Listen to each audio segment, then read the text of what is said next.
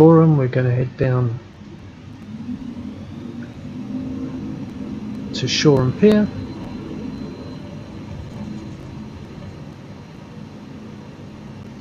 It'd be great when they can get this airport with some let's say Orbix type buildings, so the old Art Deco look of it can come back. I mean, it's a reasonable airport to take off with, but Shoreham's renowned for the look of the tower and everything, but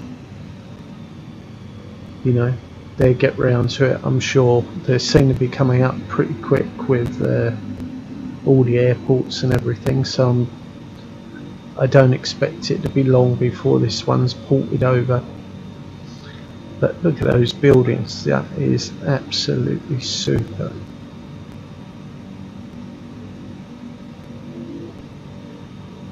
Really, really nice. There's such a variation.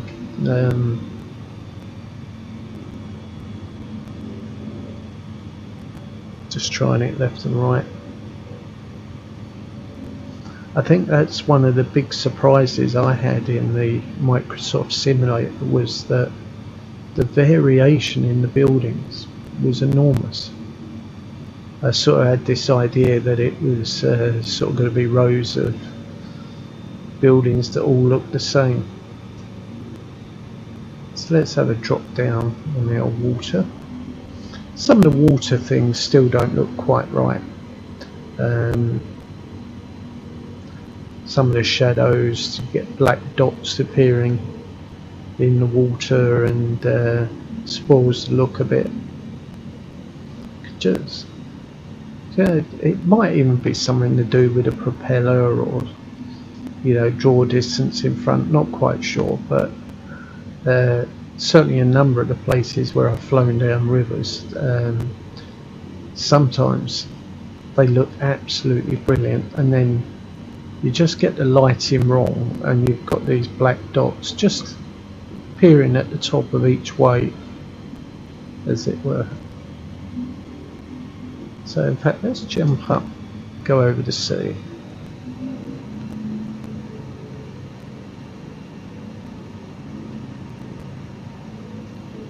I'm really impressed with this view tracker software. Not having to wear the hat for the IR tracker or track IR, and it seems to be as accurate as anything I ever got with my track IR.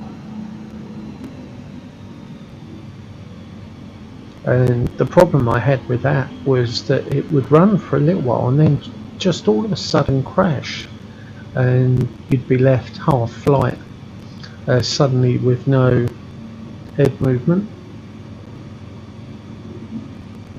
and just staring straight out the front. It's bad enough not having VR, but I really missed it. So saw a video online and it said this was particularly good, and I have to say this is a 7-day free trial. You buy it off Steam. It's really, really good.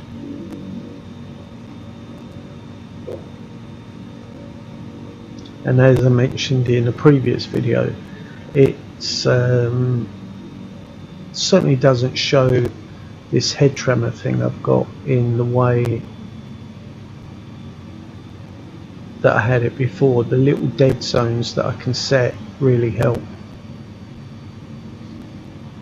So that's one of the only disappointments in front of us. The Microsoft Simulator is what used to be, and still might be, called the VMI Twick Tower.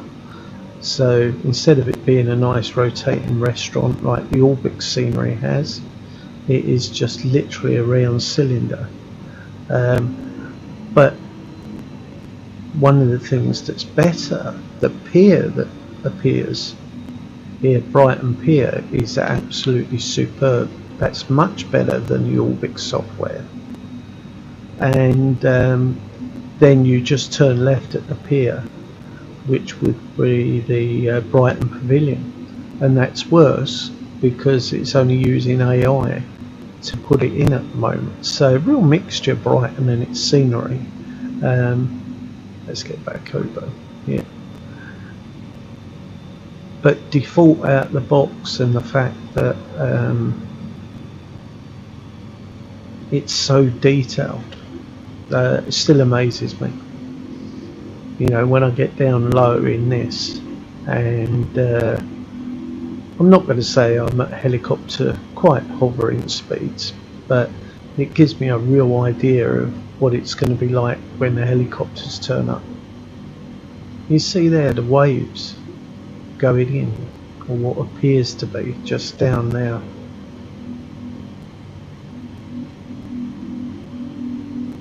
Yeah, I mean, X-Plane and VR at the moment for the helicopters are still, you know, you cannot beat that experience. That is so good. But with luck, Microsoft will get their act together, or the studio will, and we'll have VR and helicopters at some point.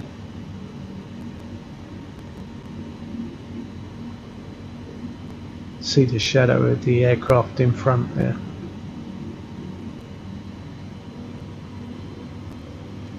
So we just put a bit more throttle on. Don't want it to stall. Look at that.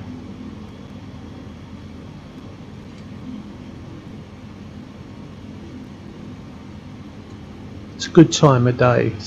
Sun setting, and the buildings with the extra shadows and everything look great.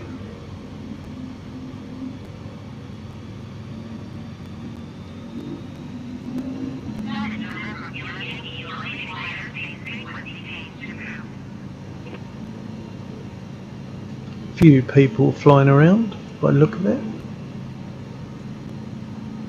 And even though I've got the head tracker software plumbed in, I've still got the Xbox controller, the wired version, and that still enables me to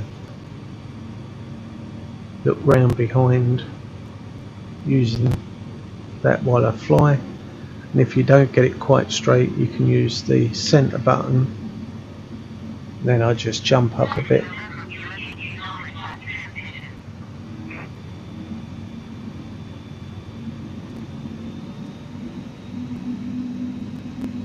That reflection of the tower there, that's pretty good. So we'll get up to the pier, and then we'll call it quits. As you can see from the way I'm looking around here, works very, very well. Very pleased.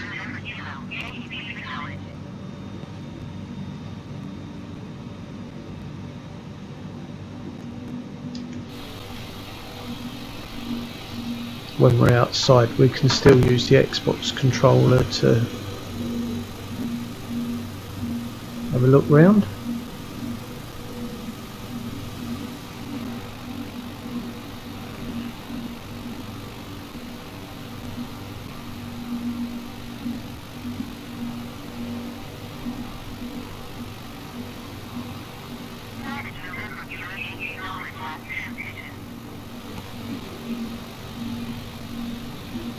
Jump back inside, get squared up, get the high view, and we'll cut the engine.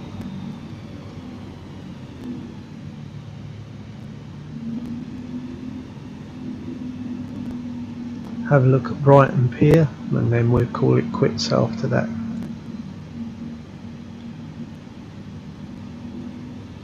And I'm hoping the sound quality is better.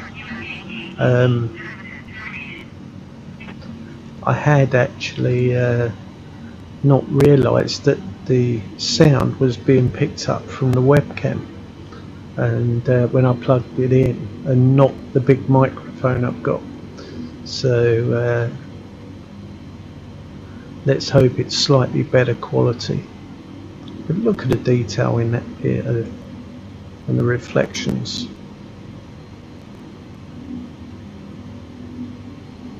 And as I say, it's only the Brighton pavilion, when you go inland a bit, that's a real letdown. They haven't done that, but maybe they're waiting for third-party developers to come along. Look at it. That is so good. The pier's better than the Orbix one. Orbix have the VMI Twig Tower better, and also the Brighton pavilion. So hopefully they do a mixture of the two, that Orbix will come in, replace a few of the buildings, but that pier certainly doesn't need replacing. So let's turn into the sun.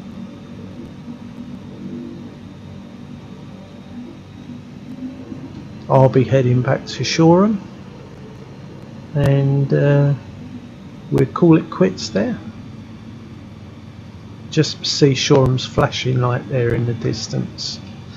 So thanks for watching, and I don't know if you're finding any of this interesting, but I'm going to be doing a few tests trying to get this live broadcasting sorted out. I used to use OBS all the time, and I'm using the GeForce one at the moment, and that's why I'm doing the tests I'm doing, and also trying to get the mic sorted out. The mic on my Rift S when I record, it's just so good, but this one in the open room, just messing around with settings and that. So have a good week, enjoy your day, or just enjoy your evening, and I'll see you soon.